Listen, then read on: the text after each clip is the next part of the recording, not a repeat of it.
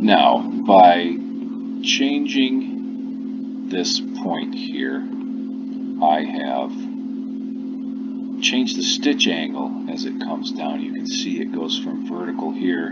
Because I've moved that back, it's tipped the stitch angle back a little bit, making the stitch distance longer and flipping it into more than one stitch across. It's gone into 2 stitches.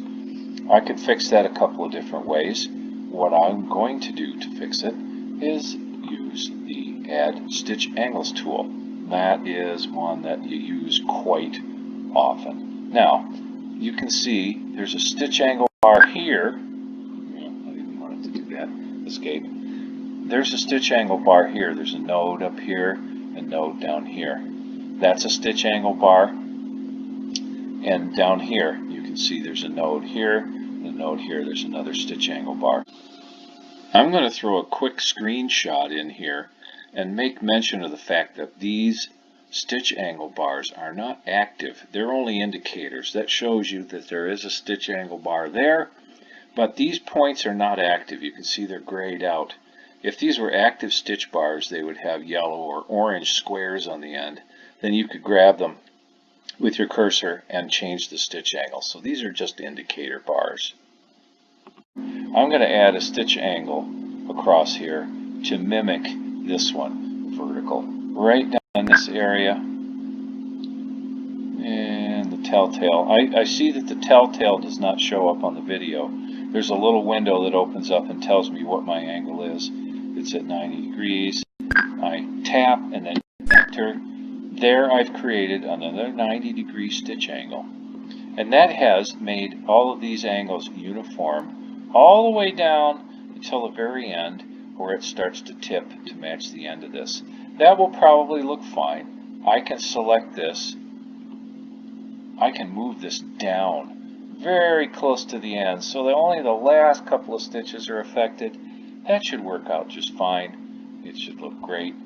And there we have 2 perfectly shaped, perfectly proportioned parts. So the last part of this main graphic is the right side of the M. We can clearly see that has a number of problems.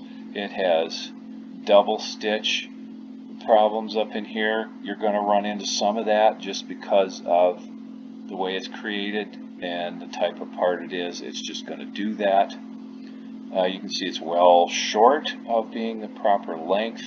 It's also not completely vertical. You can see if you look at the telltale lines across here, there's a step over to the left, down, down, down, down. There's another step over to the left. You can see them in there. Actually, right here is a step, up there is a step. It's not vertical. So, and I think it probably has many of the same problems. Yes. This node, pair of nodes here, this pair of nodes here, those are extraneous. They're not necessary. You can see that these are not even horizontal across here. That's not horizontal. So, you know, there are numerous problems with that part. Does this stuff all stitch out and matter? A lot of it doesn't show, but again, the default position is shoot for absolute perfection, and then you will certainly end up with something that looks really, really good.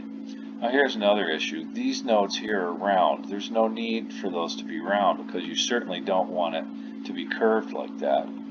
So if you hit the space bar, that will change them to square nodes. But the reality is they're a bit superfluous, except for the fact that you could restore some stitch angle sanity here if you wanted to. You could begin to bend the stitch angles back to where you would only get one stitch across here. You won't be able to completely eliminate it because it's a long distance right here. Now you could eliminate this stitch angle issue in a couple different ways. You could actually make that out of 2 pieces. You could make the vertical portion of that shape as one piece and the angled portion as another, and branch them together.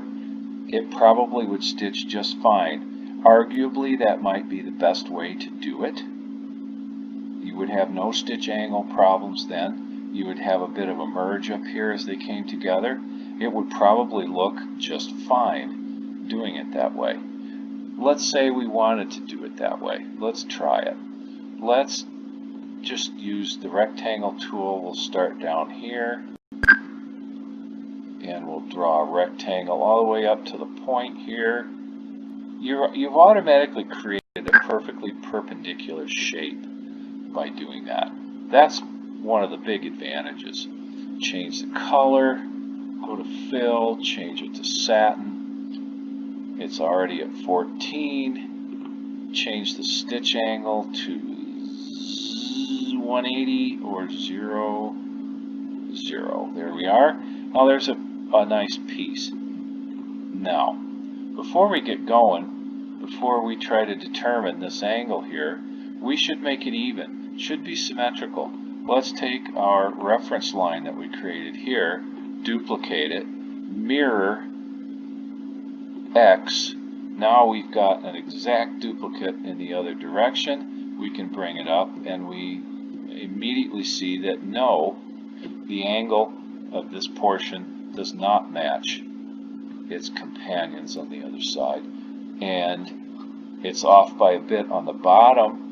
I'm thinking it's off by, yes, it's off by much more at the top. So these two lines on this part are not even parallel to each other. So let's bring that line down to this top corner on the yellow, the top right corner.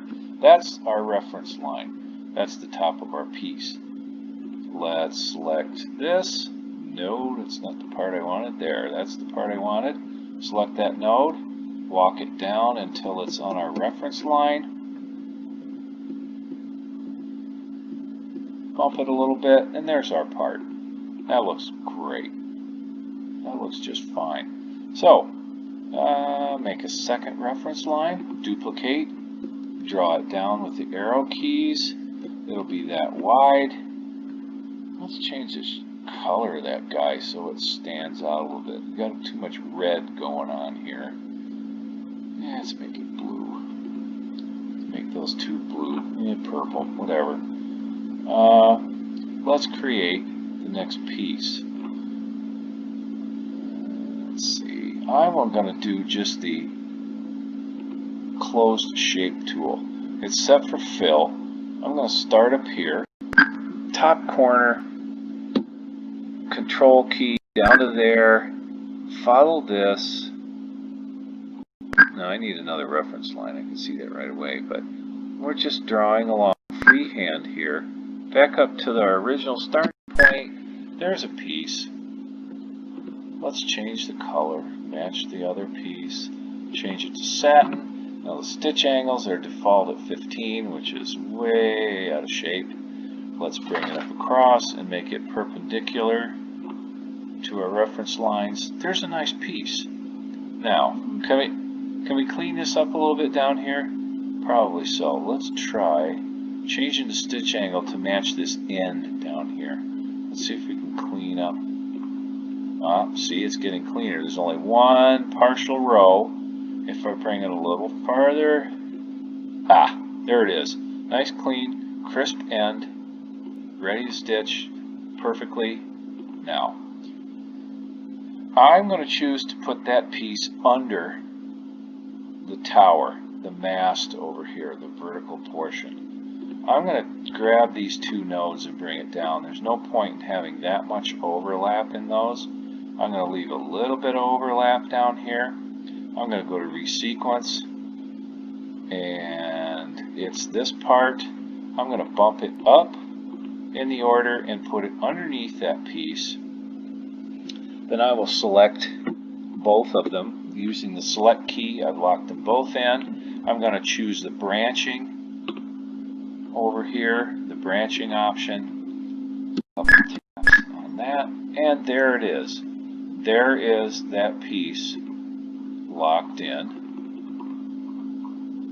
And let's see, let's change it to red, make it match the others. So there we have that part of the design cleaned up, freshened up. Everything is symmetrical. The lines are all parallel. Actually, I should bring this up. Let's just do a last little bit. Duplicate, make a separate one. Let's make sure the end of that, see, it's not. The end of this line is parallel with everything else. I'm going to grab this and just freehand it and bring it down. Now it's parallel to its partners across the way, and everything looks the way it should. So I'm going to change these to a different color. These are all my pieces. That should have changed along with it. It didn't. And it still didn't. I'm not sure why. I think that's one of the foibles coming in MBX. It's a known problem with it. It doesn't necessarily change colors when you ask it to. After a while, it messes up and it will not do a color change. Don't ask me why. It's just a bug in the software. Yeah, see? I changed the position. I moved the long one below and it changed to yellow. Now watch, I'll move it back and it... Don't ask me why. Janome knows about it. Wilcom probably knows about it. It's a bug in the software, a ghost in the machine, and that's one of the things you get used to when you have MBX. It just does screwy things. So there we have created this portion of the design. Nice and clean, crisp, everything's square, flush. I'm going to select all those and pull them over here by themselves. I don't need these reference lines anymore. Let's get rid of them. Select, delete, da da da da da. Now, you can see, with the exception of the fact that these will not change to the colors I want them to be, they are all nice and crisp and square and flush. Everything looks good. You can see that it's much cleaner than any of this here. Maybe I'll try to change it to Alexa's colors. Again, for whatever reason, it will not allow me to change the color of that one piece. Just an ongoing frustration that you have to deal with MBX. I don't know if anybody else has the same problem with their MBX, but mine has always been buggy like that. I could make this piece using the Digitize Blocks tool. Select Digitize Blocks. We'll start down here in the corner.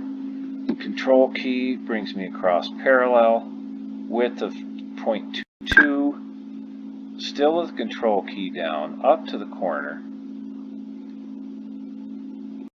Now I have to let up, well, no, I can still use the Control key.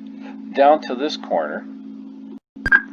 Now I'm free of the Control key, I can't use it anymore. That corner, hit enter. There's a new piece. Default of tatami. Now we've got all kinds of stitch angle issues there, if you will. It very quickly goes away from a horizontal stitch angle and starts to walk up toward the angle dictated by this corner.